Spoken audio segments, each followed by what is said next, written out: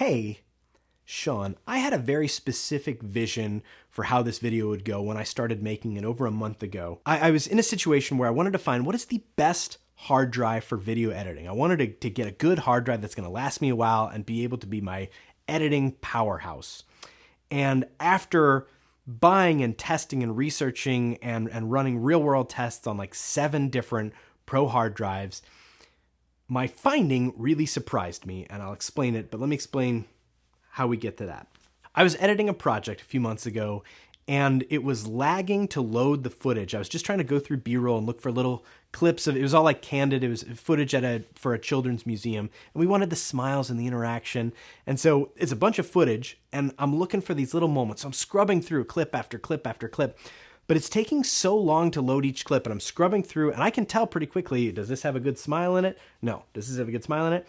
But it's taking so long to load that it's just slowing me down. And what should have taken about 10 minutes to go through this stack of clips is taking me over an hour, and it's driving me crazy. So I decided my drive that I've been using forever to edit these projects is just too old and too slow, and I'm ready for a hard drive to buy that's going to last me a while and be just this unstoppable machine for video editing. With that as my goal, let me explain to you the other technical specifications around this test. I'm using an M1 iMac, just a stock M1 iMac, and I am using Final Cut Pro. I film with Sony cameras, and I typically film in the HEVC codec, which is the H.265 codec. It's the newer generation from H.264. There's less compatibility at this point, but it's a smaller file size with better quality than its predecessor. And it's not nearly as big or as high quality as ProRes, but it's a good file that the Sonys can make. I've had no problem editing. This is what I use. This is what I've used. I've had no problem with this before, but suddenly I was having all this lag, and I thought it's time to get a new hard drive. So I looked into what are the best Thunderbolt 3, Thunderbolt 4. Does that exist yet with reasonable peripherals? And I ended up buying several hard drives looking for speed and power. The first one is the G Drive Pro Studio SSD. This was released at NAB this year. It's a 7.68 terabyte hard drive, so not quite 8 terabytes. It's got a big power wart. It connects with Thunderbolt 3, and it boasts transfer speeds of like 200 or 2500 read and 1900 write. So unbelievably fast compared to where I was coming from at less than like 300 in my megabytes transfer speed.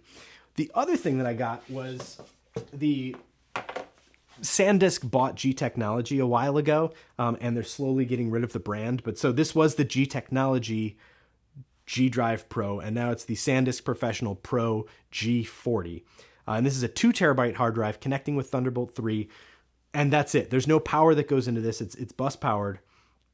And this, I got even faster speeds. So the advertised speeds for the studio, I wasn't quite getting on my computer. This, I was getting full on crazy, even higher than they had advertised. I think my read speed was like 2700. So ridiculously fast. But this maxes out at 2 terabytes. And most of my projects are less than a terabyte, but I want a main edit drive that's able to have multiple projects on it at the same time. So I'm not constantly loading something off of a spinning archival drive onto a solid state to be able to edit with it and then transfer it back off. I want to be able to have a few projects going at the same time. So 2 terabytes is usually enough, but I want to have a little bit more space, and 4 would be the sweet spot. So also grabbed, I own a couple Samsung T7s, which are nice, but they max out at 2 terabytes. And they're quick. I've edited off these, and I've been surprised with how good these are. Again, they have no power connection or anything. It's just bus powered, one little cable. But then SanDisk makes the 4 terabyte Extreme Pro. And my friend Dane sent me some footage, and he sent me one of these hard drives, and I was like, this is not, it's tiny. It's 4 terabytes, so it's double what my other drives are. It's USB-C. It's not Thunderbolt, but that's fine. And its transfer speeds were around like 700 megabytes per second. So pretty fast, and the largest capacity of these non-extra powered options. In addition, I've had for a while a G Drive Mobile, 1 terabyte drive, and this only comes in 2 terabytes. So same sort of problem, but I love this. I love the form factor. I love how rugged it is. It's waterproof and rated for all sorts of crazy stuff, and it looks cool. It's got the blue hard drive in there inside this case. Love this little drive, but it too isn't quite big enough to be a main editing drive. And then the other drive that I bought was this spinning hard drive. This is a SanDisk Professional. This was like the former G Drive Desktop Pro. This is like a 22 terabyte, I think, or 18 terabyte, big old spinning hard drive. Nothing spectacular in this. It doesn't matter that it's USB-C because the hard drive isn't going to exceed the transfer speed that it's capable of anyway, since it's a spinning hard drive. So I created this test library with different footage from different cameras, different bit rates, different codecs, different frame rates, different resolutions, all this stuff to try to stress test what is going to be the most cumbersome footage that bogs down these hard drives and what is going to be the best hard drive to edit on. And here's what surprised me. As I started running these tests, and I ran tests, I'm not looking for just the fastest transfer speed. I want a real world editing test of, is it reasonable to edit on this drive, or is it too slow to load all the footage? I'm not particularly concerned about import or export speed. I'm somebody who has the luxury to say export. I'm never against a crazy deadline. So I can export and let it go overnight. I'm not looking to say, wow, this was an hour, 17 minutes, and now it's only 51 minutes. I don't care about that at all. I'm looking for, can I scrub through footage and put together a timeline without everything lagging? So as I began testing all of these drives with these different footage and scrubbing through things, I found 3 things true. On the slowest of hard drives, the H.264 longer clips stuttered a lot. It took a while to load. Not a problem like I was experiencing before. And spoiler alert, that ended up being an anomaly. I've never experienced that again. I haven't had a project do that since. I haven't had that project do that as I transferred it to different drives and even tested it on the original drive. I don't know what caused that day, but on the slowest, even the spinning hard drive, H.264 footage, the long clip stuttered a tiny bit. The HEVC footage was just fine, and the ProRes footage was great. But both the HEVC and the ProRes footage worked fine, even on the slowest of hard drives. On the fastest hard drives, on the Thunderbolt 3 hard drives, I was really surprised. Obviously, the ProRes was just fine. The HEVC was just fine.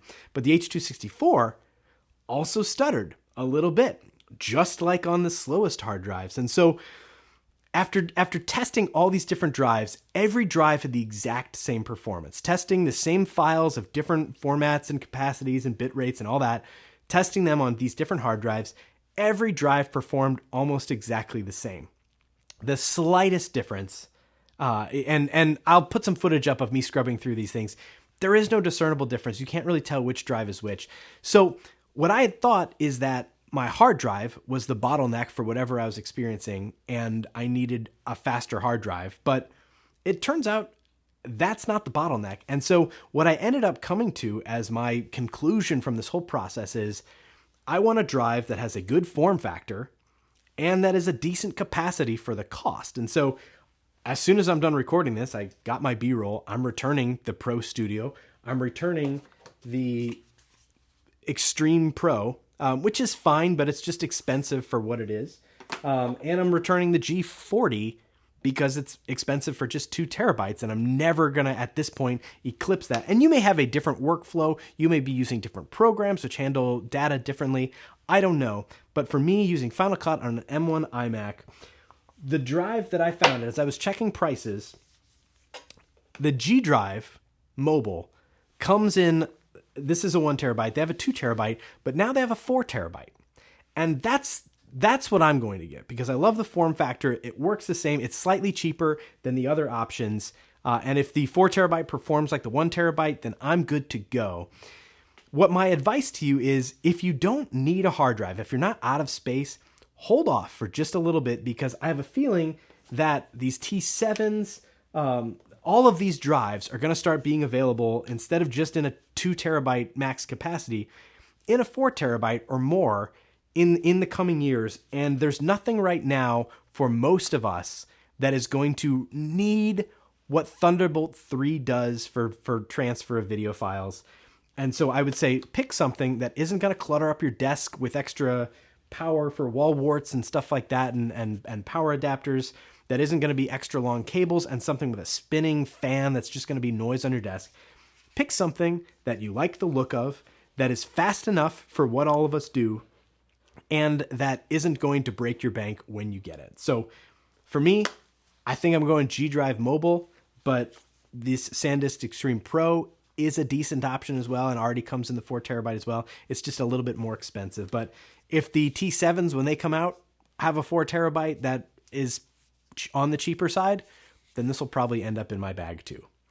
That's all I got. Thank you so much for watching, especially because as we get to the end here, some of you are pulling out your hair saying, I don't know what I'm talking about. And to an extent, I admit that that's true. What I'm looking for is that simple solution where I don't need to customize a bunch of everything, where I don't need to set up a different workflow. This is something I want to buy, connect to my computer, and edit in Final Cut Pro, and have as smooth of a process as possible. And it turns out most hard drives can bring that to life.